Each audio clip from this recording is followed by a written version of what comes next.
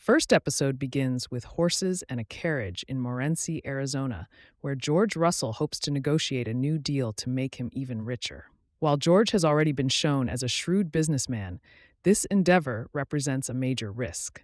His grand plan is to create a cross-country railroad, but to do so, he needs land that currently holds mines. With his associate Clay, he strategizes to acquire the land he needs, but the miners are reluctant to sell. They know George will turn their land into something profitable and want a piece. Meeting him together rather than letting him pick them off one by one, the miners hope to get in on the deal, which isn't the easy answer George hoped for. After receiving an urgent message about a run on the Metropolitan National Bank, George rushes back to New York, leaving Clay to finish the negotiations under the threat of losing his job. After Oscar lost the family money last season, the Van Rhijns are living off the surprise fortune Ada inherited from her late husband, Luke Forte. However, it raises the question of which sister is in charge, as Agnes owns the house, but Ada pays the servants' wages. Unfortunately, the servants are stuck in the middle, getting conflicting orders and unsure of who has authority. Bannister tries several times to ask, but gets nowhere in determining who is in charge of the house now. Ada takes her new position well, standing up to Agnes for her ideas, specifically her new cause, temperance. Ada hosts a meeting for the activist group that hopes to ban alcohol, and though Agnes vocally disapproves of Ada's interest in the movement, Ada sticks to it. Meanwhile, Oscar is struggling in his new environment, having moved into his mother's house after losing his position at the bank. When Oscar asks Ada for an allowance, she insists that she will make sure his needs are met. But if he wants more, he will have to work. Hoping to inspire Oscar, Ada invites Larry Russell to dine with them, though she doesn't know that Larry and Marion are secretly courting. The dinner takes an awkward turn as Agnes berates Oscar for not having a job, while also complaining that Marion has taken a new position at the female normal and high school. But when Marion calls out the double standard, Agnes brushes it off. That evening, Marion asks Oscar what he thought of the dinner, confirming that Ada's plan failed, which leads Marion to wonder if he will try to marry for money yet again.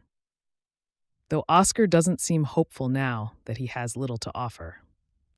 Beyond being caught between Agnes and Ada's instructions, the servants have their own lives, especially the footman, Jack, who continues working with Larry to sell his clock. Larry tells Jack that he's lined up several meetings, but intends to go to them alone, to Jack's disappointment. Jack creates drawings for Larry to use in the meetings, but Larry doesn't understand the technical elements of Jack's invention. However, the biggest drama in Jack's story is that while he meets with Larry, the Russell servants don't want to serve him, but Larry insists. As he leaves, Adelheid accuses Jack of reaching above his station because of the confrontation, and though Jack defends his choices, her words bother him.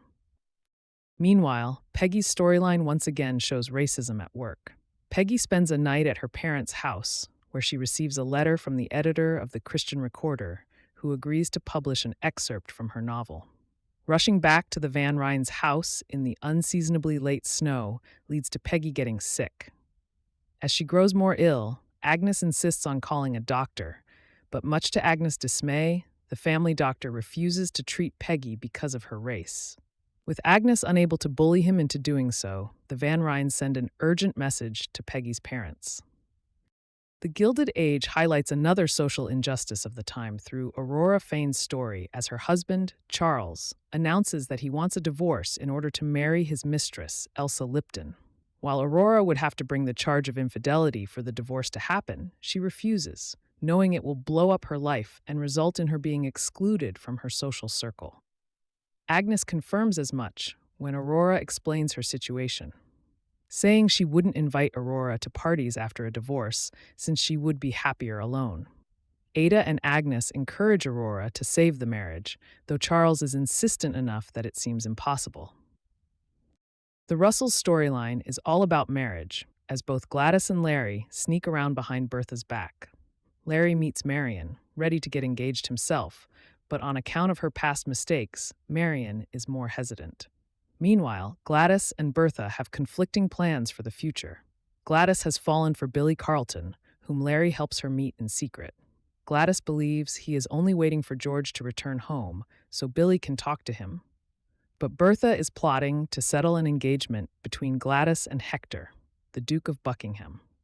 When Bertha announces Hector is returning, Gladys makes no secret of her distaste for him, but uses Bertha's schemes to get permission to go to the opera with Larry, where she plans to meet Billy. At the opera, Billy expresses concerns about Hector's return, but Gladys is confident that her father will fight for her. Larry grows suspicious of Bertha after learning that she has been leaking information to the press, which intensifies the rumor of Gladys and Hector's engagement. Privately, Larry asks Gladys if she has considered eloping, but Gladys still trusts George to help her. However, Bertha discovers Gladys's plans when Mrs. Carleton mentions them to her, believing the engagement to be as good as settled. Enraged, Bertha confronts Larry for helping Gladys, but Larry advocates for Gladys's happiness. Convinced that she knows what's best for her daughter, Bertha is unswayed. Gladys then goes to Bertha, arguing for the ability to choose her own husband, but Bertha has ambitions for Gladys that Gladys doesn't share. Gladys storms out of Bertha's room and proceeds to run away from home in the middle of the night.